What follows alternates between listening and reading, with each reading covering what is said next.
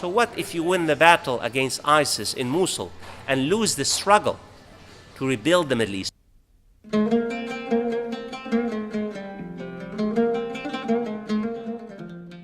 It started under her. It was a little group of people. It could have been wiped out quickly and effectively then. Now it's a very large group of people, and it's only getting bigger. And if she gets in, it'll be massive, and we won't even have a country anymore. We're going to be afraid to walk outside. All right.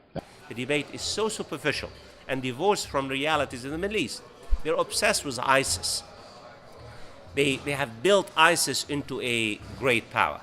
No one is suggesting that ISIS is not dangerous. ISIS is dangerous. ISIS is dangerous mainly for the Middle East, is for the people in the region, and of course is dangerous for the international community. But one point for your own, viewers and your own listeners. ISIS is a product, a result of broken politics, fragile institutions, lack of transparent governance, creeping sectarianism, foreign intervention, the US-led invasion and occupation of Iraq. So the question is, the United States should not be debating just about military option to defeat ISIS, because you asked me earlier about Mosul. So what if you win the battle against ISIS in Mosul and lose the struggle to rebuild the Middle East, to prevent ISIS and Al-Qaeda and other non-state actors from finding a refuge, a home in the heart of the greater Middle East?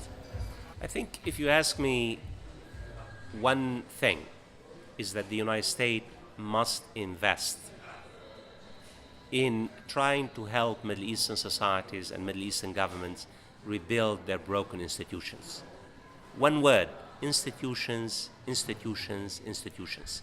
What this means, this is not about American military intervention. This is not about money. This is about really investing in the future of young men and women. Remember, the biggest constituency in the Middle East are young people. And how do you really give people a stake in the future? How do you, when I say institutions, I'm not just talking about elections. I'm talking about universities. I'm talking about schools.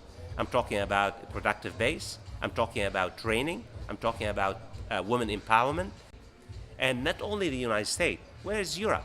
We keep talking about terrorism and the refugee crisis. These are, fundamental challenges facing the international community, both the United States and Europe, and of course Japan and China. What you need is a multilateral effort to invest in the future generations of the Middle East and Africa, to help, fragile societies put their governments and their economies in place. And I don't see it. Sadly, I don't see it. Now we're going to hold Mr. Trump over. And Bill, remember one other thing. They're letting tens of thousands of people come in from Syria, and nobody knows who these people are. All right. Well, we went through that already. A lot of those people are ISIS. Okay. A lot of these people are ISIS. I'm not convinced of that, but I think there has to be a slowdown on that and a real vetting. But protection of the nation from foreign terrorist entry into the United States.